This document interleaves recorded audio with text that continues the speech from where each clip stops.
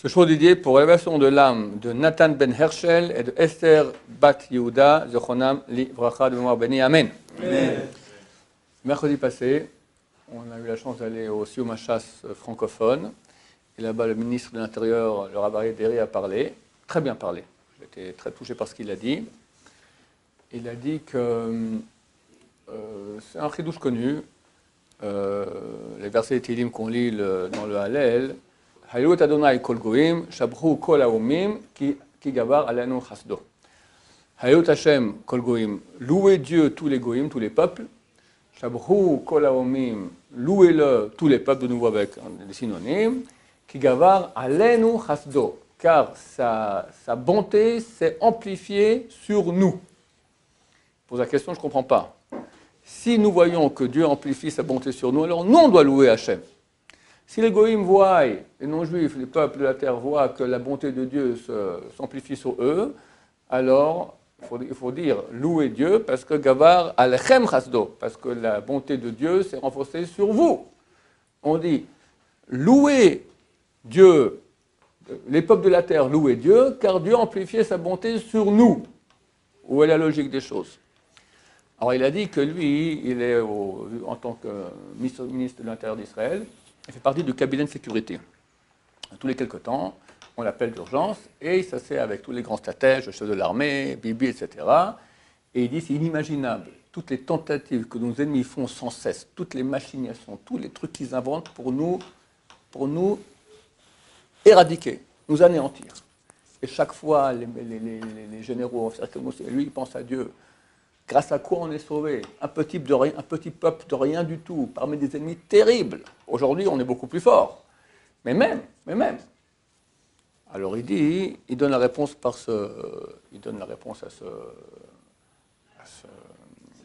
à cette contradiction. Il dit que, en fait, nous, on est au courant de 1%, même pas, de ce que les ennemis veulent nous faire. Mais eux, ils ont sans cesse des plans, des machinations contre nous qu'on n'est même pas au courant. Et ils voient eux-mêmes comment à chaque fois Dieu détruit leurs plans. Alors c'est ça qu'on dit. Louez-vous Dieu, qu'on voyait tellement à quel point s'est amplifié sa bonté pour nous. Nous on ne voit rien. On vit pépère, tout a l'air bien, Israël, les plages, falafel, etc. On ne se rend pas compte comment on est sauvé à chaque seconde par Akadosh Baruch Hu de tous les plans diaboliques qu'ils font contre nous. Moi, je suis convaincu, je peux me tromper, mais c'est presque évident. On a un grand ennemi qui s'appelle l'Iran, qui a dit la mission numéro 1 de la révolution islamique iranienne, l'anéantissement d'Israël. Ce n'est pas des mots en l'air, c'est la mission numéro 1. Et ils sont prêts à mourir, à rentrer dans une pauvreté terrible pour continuer leur projet de bombe atomique, qui n'est pas destiné à des fins civiles, mais bien pour notre poire. D'accord? C'est évident. À part la bombe atomique, il n'y a plus moyen d'attaque. Donc ils ont des drones, ils sont très très bons en guerre électronique, etc. Mais aussi la guerre bactériologique. Ils n'ont pas oublié ça. Et c'est certain, j'ai aucune information là-dessus, mais j'ai aucun doute qu'ils ont essayé aussi ça. Et moi je pense que Dieu maintenant leur a dit « Ah, vous voulez envoyer des bactéries contre mes enfants à moi, mon peuple juif en Israël ?» Eh bien, d'abord, Yitro, il est venu voir Moshe, il a dit c'est extraordinaire. Le plat dans lequel les Égyptiens ont voulu vous cuisiner, ils ont été cuisinés eux-mêmes là-dedans. Ils ont voulu vous ont jeté à l'eau. Tous les nouveau-nés, maintenant ils sont morts, ils ont été engloutis dans l'eau. Je pense que Dieu envoie maintenant le coronavirus, je peux me tromper, mais ça semble logique que l'Iran n'a pas oublier l'éventualité de guerre bactériologique, étant donné que militairement, ils ne sont pas à la hauteur contre nous. Donc, un truc bactériologique, on envoie quelqu'un un peu toussé comme ça à Tel Aviv, à Haïfa, et Hachem Ishmor. Et en plus, ils sont très copains avec les Chinois, donc ils peuvent acheter aux Chinois un microbe pareil, etc. Qu'est-ce qu'il a fait que je vous aujourd'hui où je vous parle, un haut fonctionnaire très proche de Khamenei, du dirigeant de l'Iran, il est mort de la maladie. Normalement, tous les ministres là-bas, ils sont tous infectés.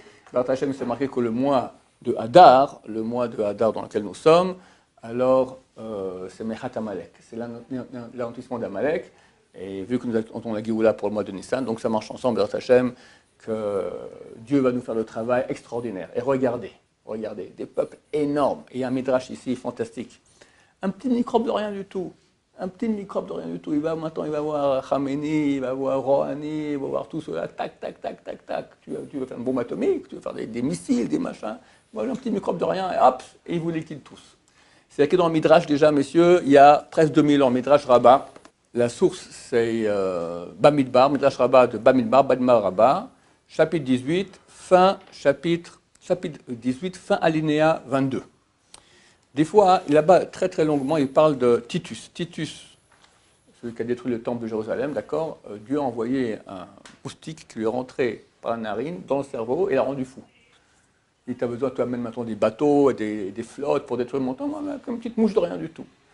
Et là, je ne vous fais pas en long, d'accord, le Midrash dit des fois avec une syrah, c'est une sorte de guêpe, d'accord. Il y avait les Hémoraïm qui étaient ici en terre d'Israël, qui étaient des géants, des gens extrêmement orgueilleux et grands. Alors Dieu a envoyé ce moustique-là, et toc, il leur crachait dans les yeux, et ils mouraient comme ça. Et finit le Midrash et il dit, et dans le futur, lorsque Dieu voudra se venger des ennemis du peuple d'Israël, je précise bien des ennemis, parce que ces gens-là, l'Iran, à mon avis, c'est Amalek. Amalek. D'abord, c'est clair, c'est marqué que Haman, il avait 218 enfants. Rov Banav, Gematria Rov, valeur numérique de Mourov, tous ses enfants. On apprend de lui, il reste 198. Depuis 2500 ans, ils ont fait des enfants. Ça se peut que la moitié de l'Iran, ce sont des descendants d'Amalek. Amalek, il y a il y a deux signes très clairs. C'est qu'ils ont une haine totale d'Israël au prix de mourir. Ils n'ont rien à faire. Ils sont prêts à mourir pour qu'Israël disparaisse. Deux, ils viennent de très loin se bagarrer contre nous, alors qu'ils n'ont rien. Et c'est bizarre, parce qu'on a des ennemis qui sont proches. On avait des ennemis qui étaient proches. Mais de si loin de l'Iran, on est à 2000 km, on ne t'a rien fait. On ne te dérange pas. Pourquoi tu es tellement contre nous? Ça, c'est typiquement Amalek. Donc ceux-là qui sont vraiment les ennemis de Dieu et de nos ennemis, qu'est-ce qu'il fait Hachem? C'est marqué dans le Midrash il y a 2000 ans. Et dans le futur, quand Dieu voudra se venger des ennemis du peuple d'Israël, il va le faire à l'aider Dvarim Kalim, avec des choses légères. Un petit truc de rien du tout comme ça, un petit coronavirus. Phénoménal. C'est écrit. On remercie Hachem qui fait cette grande bataille contre nos ennemis. Bézat Hachem que ça touche que les ennemis et pas les autres. Bézat Hachem que très bientôt Dieu amène un Géoula avec l'inspiration du mal dans le monde et que du bien. Amen, va Amen.